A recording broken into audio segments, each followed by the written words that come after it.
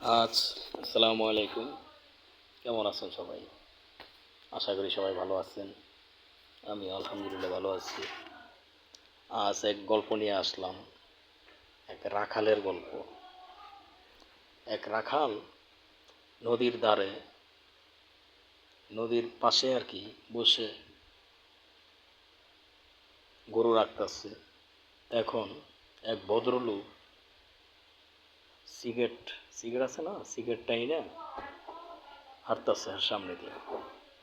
এখন সেই রাখাল চিন্তা করে, তে এই লোকটা আমি বহুদিন ধরা এই সিগারেট খাই না। মানে আগে তো গ্রাম অঞ্চলে আপনার ওই পাতার বিড়ি আছে না, কাগজের বিড়ি বানায় খাইতো।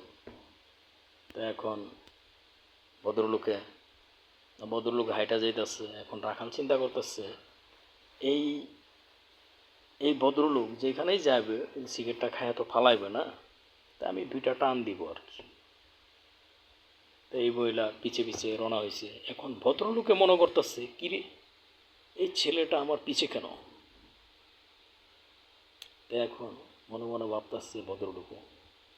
আর ওই সেই যে রাখাল পিছে পিছে যাইতেছে, এখন রাখালে কয় যে হালায় ফালাই নাকে দুইটা টান দিব, হালায় ফালাই নাকে দুইটা টান দিব, মনে মনে কইতাছে রাখালে।